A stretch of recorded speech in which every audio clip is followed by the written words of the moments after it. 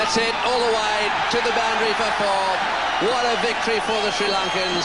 ඕස්ට්‍රේලියානු test cricket ක්‍රීඩක උස්මාන් කවාජා අද ජාත්‍යන්තර ක්‍රිකට් දිවියෙන් සමුගැනීම නිවේදනය කරා.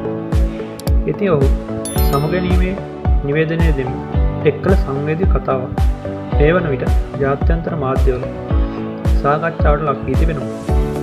ඔහු පවසා ඇත්තේ මම පොඩි කාලේදී මම දවසක් දැක්කා මයිකල් ස්ටෙලර් ෆෙරාරි වාහනයක් පදිනවා. අපි එතකොට හිටියේ යන්තම් 100ට ගත හැකි පොඩි කාමර කෑලි දෙකක් තියෙන නිවසක. එතකොට මං හිතාගත්තා මාත් දවසක ටෙස්ට් ක්‍රිකට් ක්‍රීඩකයෙක් වෙනවා කියලා. එතකොට මට ඕනම දෙයක් පදින්න පුළුවන් වෙයි කියලා. ඒ දේ මට ඉෂ්ට කරගන්න පුළුවන් වුණා.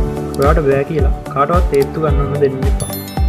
දැන් මාව බලන්න මම පාකිස්තානයේ මුස්ලිම් කොල්ලෙක්. ඔයාට කවදාවත් ඕස්ට්‍රේලියානු ක්‍රිකට් කණ්ඩායම ක්‍රීඩා කරන්න බෑ කියලා කිව්වා.